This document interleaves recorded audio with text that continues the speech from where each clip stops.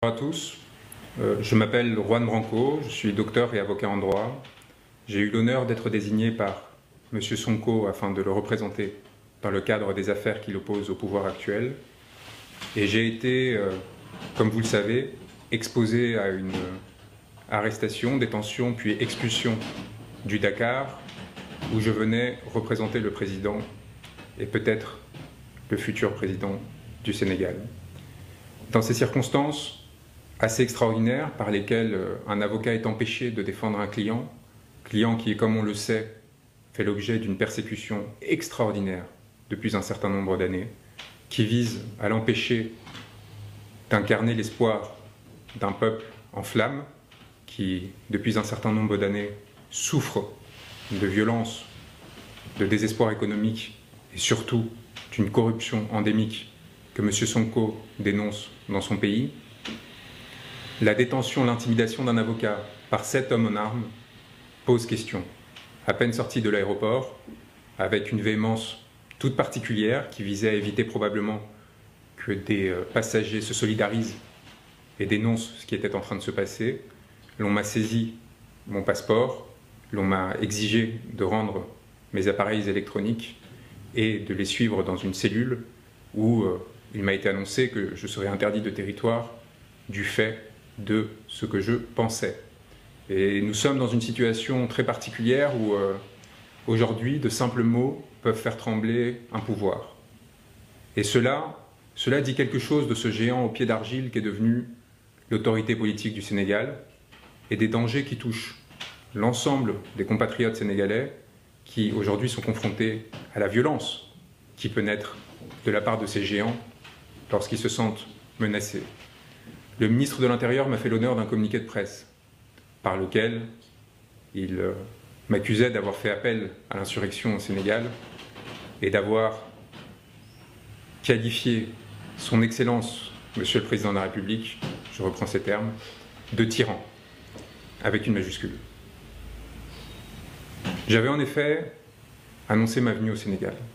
Il me semblait important de partager avec le peuple, en amont de ma participation à ce procès, que M. Sonko m'avait désigné et me faisait confiance aux côtés de 30 confrères courageux, sénégalais, qui au quotidien ont à le défendre, qui au quotidien ont à subir les conséquences de leur engagement, y compris de la part d'un bâtonnier qui semble plus pressé de sanctionner les voies divergentes que d'essayer de protéger notre robe, à leur côté évidemment, pour éviter toute manœuvre de la part du pouvoir, et que dans le cas où le pouvoir tentait une manœuvre, comme ils l'ont fait, avec le soutien de l'Élysée, car il est évident que Macky Sall n'a pas agi seul, qu'il est évident que Macky Sall, qui avait reçu 5 jours auparavant une délégation d'Élysée du Quai d'Orsay, n'a fait qu'agir sur ordre à l'égard non seulement de l'avocat de M. Sonko, mais aussi d'un opposant à la politique menée aujourd'hui en France par le président Emmanuel Macron, politique qui effondre notre pays et qui effondre évidemment les intérêts de nos alliés et des peuples avec lesquels on était habitué à travailler. Et l'on se retrouve aujourd'hui dans une situation de panique au sein de l'Élysée, qui craint de perdre sa perle rare, avec la Côte d'Ivoire, le dernier élément qui lui reste d'une influence néocoloniale, délétère, corruptive vis-à-vis des élites politiques à la fois nationales et françaises.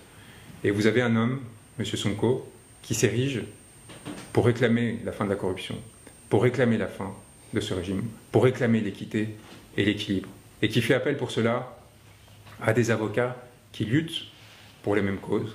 Et vous avez un président du Sénégal qui a la lâcheté et une telle crainte de cette alliance qu'il s'oppose à l'arrivée sur le sol de Dakar de cette personne. Et dans le même temps, vous avez un confrère français, auquel il est fait appel comme l'on faisait auparavant des sorciers blancs. Et vous voyez la différence fondamentale entre M. Sonko, qui pour internationaliser sa cause, parce qu'il est privé de déplacement à l'étranger, parce que l'on cherche à éviter par tout moyen qu'il puisse construire une stature internationale, qu'il puisse montrer qu'il est une alternative valable au pouvoir actuel, eh bien on se retrouve dans une situation où celui-ci cherche à construire des alliances en faveur du peuple sénégalais, qui cherche à s'appuyer sur des masses populaires, les masses de gilets jaunes que nous avons défendues, avec lesquelles nous travaillons notamment, qui luttent pour les mêmes objectifs que le peuple sénégalais. Et nous avons en face les vieilles manœuvres. On fait appel donc à une personne qui va venir représenter, cette fois, l'establishment français, l'Élysée probablement, et qui accepte, et c'est là quelque chose qui pour moi touche au déshonneur, accepte de plaider face à une salle vidée de ses avocats, qu'ils soient étrangers comme moi ou nationaux. L'ensemble des avocats de M. Sonko ont été empêchés de plaider sa cause lors du procès du 30 mars dernier. Et face à cette situation, alors que l'un de ses confrères a été refoulé, Monsieur Sûr, Maître Sûr, mon confrère, plutôt que de refuser de plaider, plutôt que de s'indigner de cette situation, a tout simplement fait son office devant une cour vide, à la fois de sens et des personnes qui étaient concernées, afin d'obtenir la décision tant attendue, demandée par l'Élysée, qui, voyant la perte potentielle, encore une fois, de son dernier point d'appui en Afrique de l'Ouest, avait décidé de tenter de calmer le jeu et imposer à Macky Sall une décision qui préserve l'éligibilité de M. Sonko, tout en le condamnant évidemment pour le déshonorer. Or, la réalité est très simple. D'une part, M. Sonko est parfaitement innocent. Le rapport qu'il a cité existe. Il a été enterré. Nous avons la preuve au sein du dossier lui-même. On a essayé de l'accuser de faux. C'est un mensonge. Premier point. Deuxième point, nous avions tous les éléments nécessaires pour faire annuler la procédure. Tous les éléments nécessaires. Et j'avais préparé, et c'est peut-être ce qui les inquiétait, des conclusions d'une part de nullité, car il semblait presque que le parquet avait voulu se tirer une balle dans le pied, tellement la citation était mal rédigée, probablement dans l'objectif de répondre aux ordres d'un régime aux abois, et en même temps, évidemment, de faire comme si la chose pouvait se dérouler tout en essayant d'enterrer.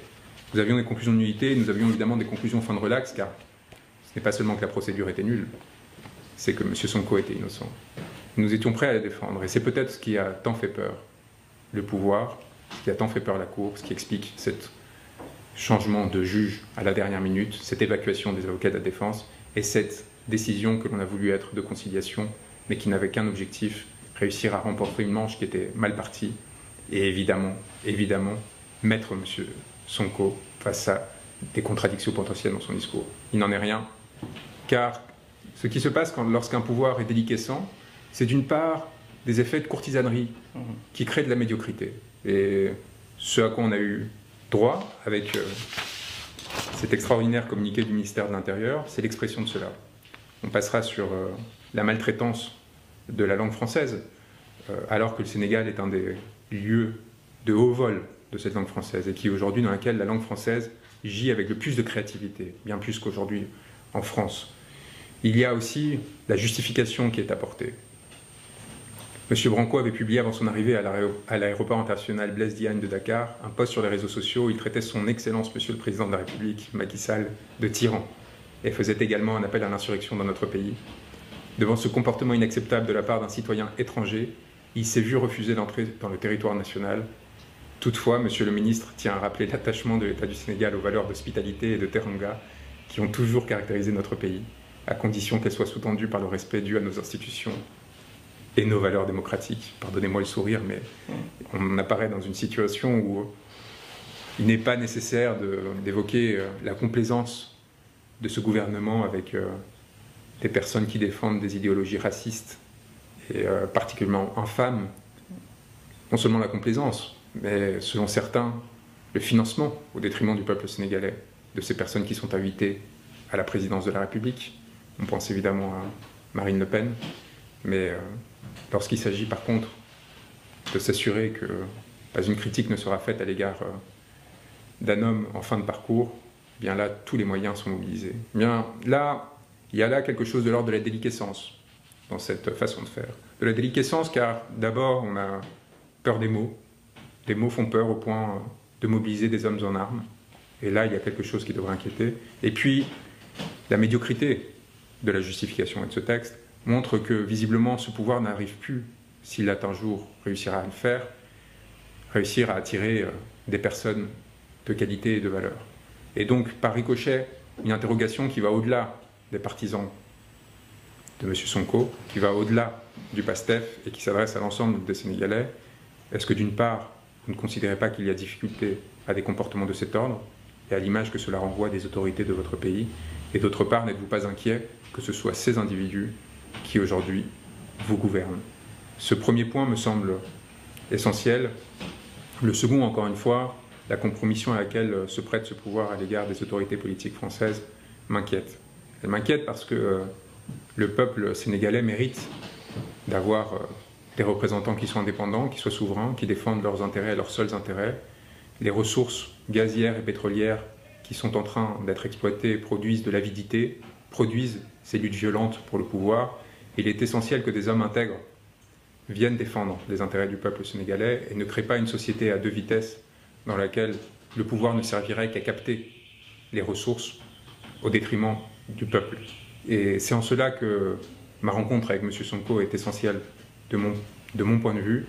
Le pouvoir corrompt systématiquement, il est évident. Et donc il faut trouver des hommes qui aient les qualités humaines, les qualités morales pour résister autant que possible à cette corruption et pour servir de digue au service du peuple sénégalais le plus longtemps possible. Et c'est cela que je suis venu défendre au Sénégal, aux côtés de mes confrères qui ont du courage et qui sont les véritables victimes du système existant. Ne l'oubliez pas, ce qui m'est arrivé n'est rien. Et lorsque je me suis retrouvé dépourvu de moyens de communication, enfermé, menacé par ces individus, ma crainte, mon inquiétude n'était pas pour moi, mais pour ceux qui, à Dakar, s'apprêtaient à rentrer dans cette salle d'audience, s'apprêtaient à défendre M. Sonko, et par ricochet pour tous les Sénégalais qui étaient prêts à entrer en résistance pour défendre cette personne qui portait ses intérêts. C'était la crainte de la violence, la crainte de la répression que ces actes pouvaient préfigurer. Et le deuxième élément qui m'indique l'existence d'un pouvoir déliquescent, et j'espère que M. Sall ne m'en voudra pas, et puisque son procureur a décidé de faire appel de la décision qui avait pourtant été arrangée entre le pouvoir et l'Élysée, eh bien, c'est l'appel du parquet.